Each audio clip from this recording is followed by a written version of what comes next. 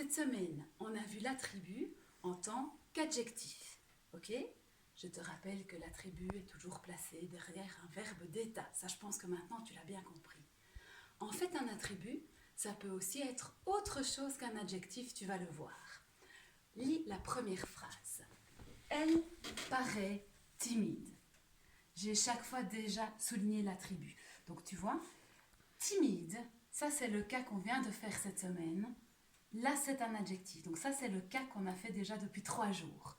L'attribut est un adjectif et l'adjectif, tu pourras indiquer A pour l'adjectif. Hein, tu pourras l'écrire ici en dessous. Ok? Si je te dis, elle reste, donc j'ai bien un verbe d'état, elle reste une battante. Une battante, ce n'est pas un adjectif, tu es bien d'accord avec moi. Battante, j'ai un déterminant devant, donc c'est un nom.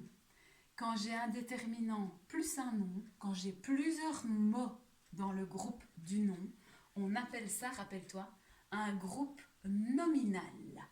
Ok?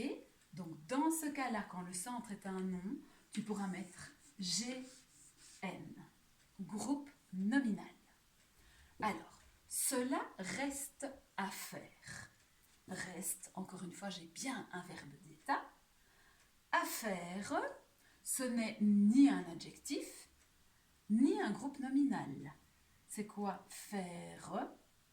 C'est un verbe à l'infinitif, ok? J'ai un petit mot en plus devant, du coup, c'est un groupe infinitif. Celui-là, on l'appellera GI,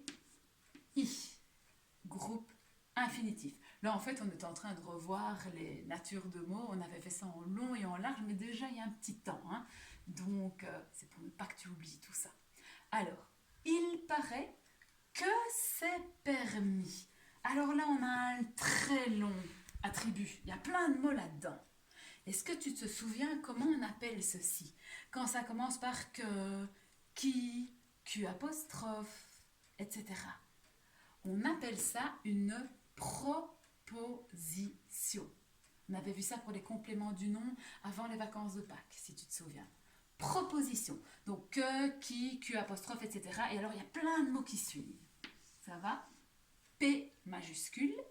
Et on va mettre un petit P après, parce que tu verras que le dernier mot, il commence aussi par P. Donc pour ne pas confondre les deux, pour la proposition, ça va être PP du coup. Ok? Et le dernier exemple, elle le reste. J'ai de nouveau un verbe d'état. Donc ceci est bien un attribut. Et le, qu'est-ce que c'est? C'est pas un déterminant. Hein? Il n'est pas devant un nom. Il est devant un verbe. Donc elle le reste, ça remplace quelque chose. Le, c'est donc un pronom.